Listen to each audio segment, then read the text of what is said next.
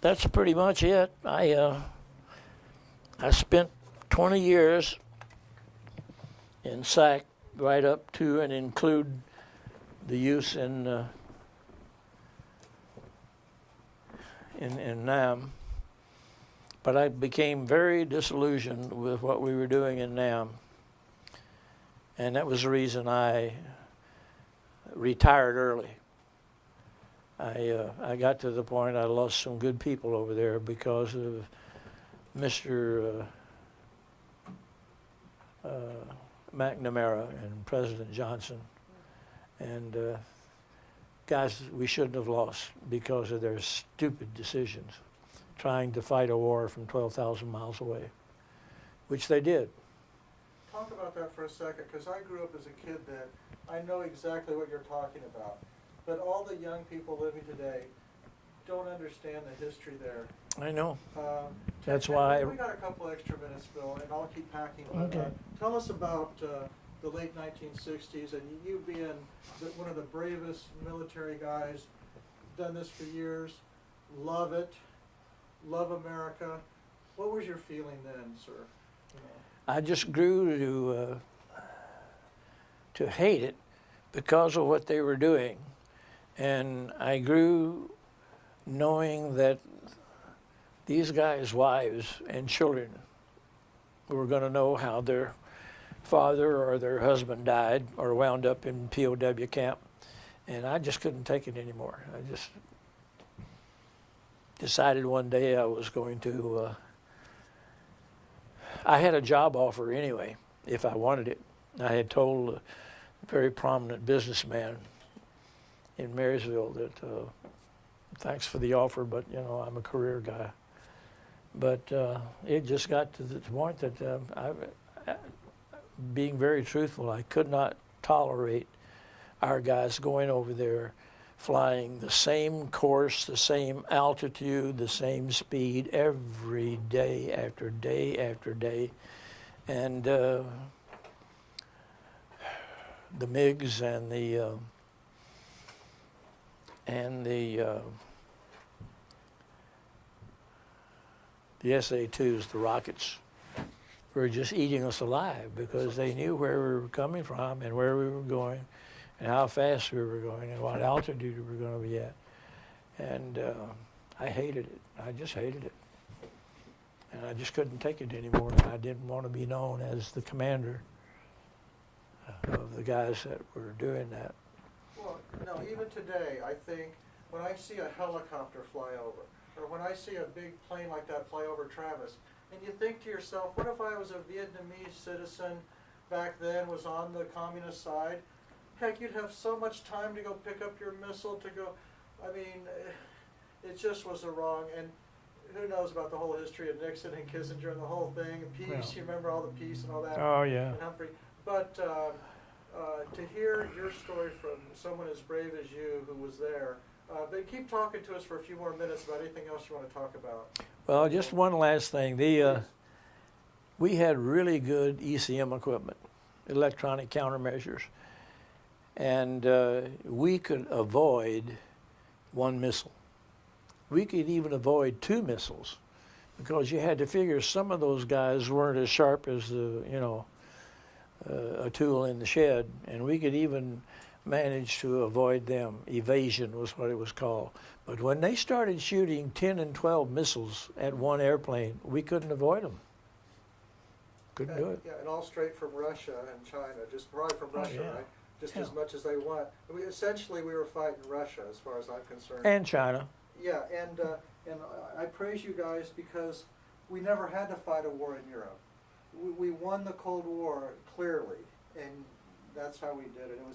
That was a rough one, though, in Vietnam, though. I don't know about that one, but still, it showed them how tough we were, how efficient you guys were. Even though if the tactics were wrong, you guys were the best. Yeah, I think we were, and we did some really good work. Other than in Nam, you know, I flew the book, so to speak, which is how I got shot down over Korea during the Korean War. But I was only a captain at the time, I didn't have enough horsepower to say or do anything about it.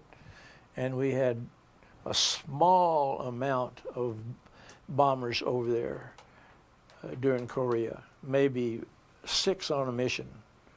Whereas in Nam, we were flying 20, 30, 40, 50 airplanes, you know. And by then, I didn't want to leave the Air Force because I loved the Air Force. I still do. But it just got to the point to where, frankly, I didn't want to be blamed, and I didn't want to have to answer another letter from another wife or widow asking me why it had to be that way. Because most of the guys were sharp enough, they knew what was happening, and they knew they wouldn't let the field commanders. We had some brilliant field commanders in Southeast Asia who knew how to fight a war. We'd already fought several of them. But Mr. Johnson and Mr. McNamara insisted on, they actually wrote the daily orders in the Pentagon and then had them shipped, you know,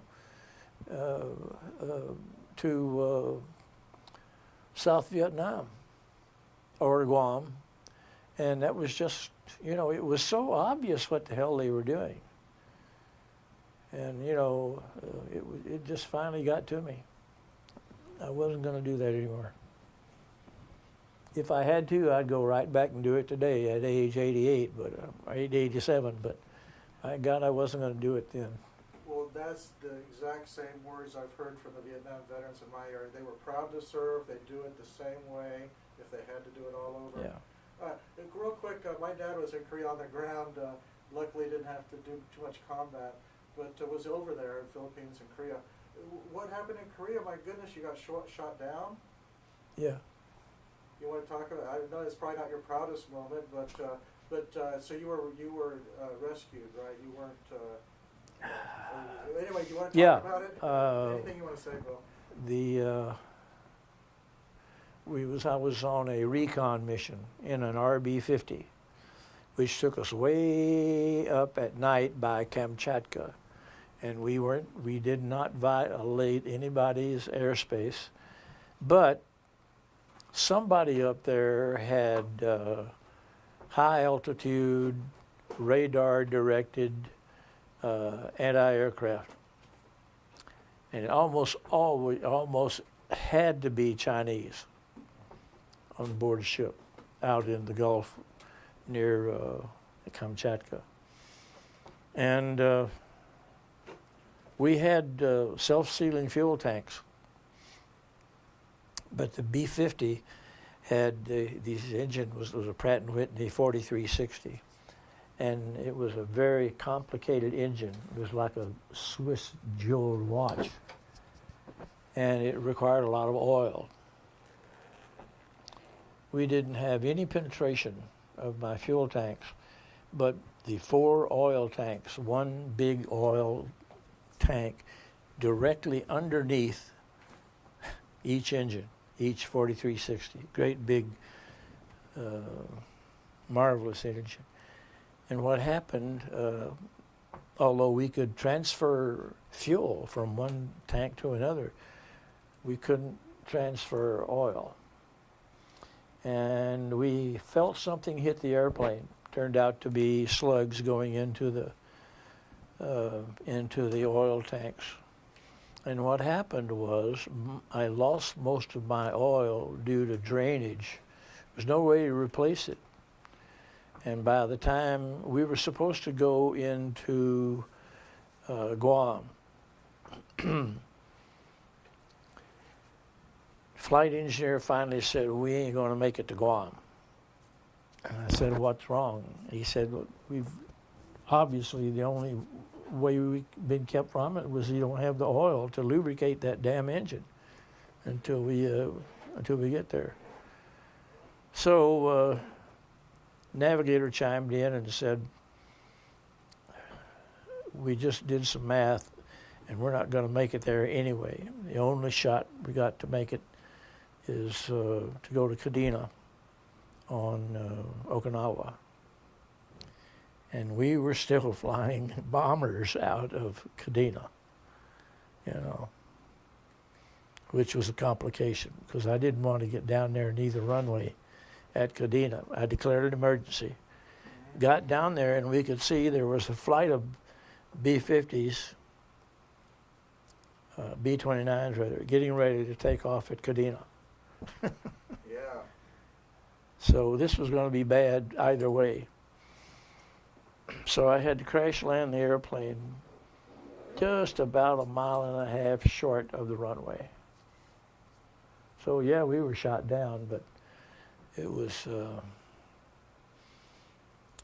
complication was Pratt & Whitney had built, it was a marvelous engine. We have a great big one at, next time you come to the museum, we have a cutaway model of the 4360 sitting out in the museum. Oh, sure. I've got a list of a ton of pictures of it, and You can see how complicated that thing is.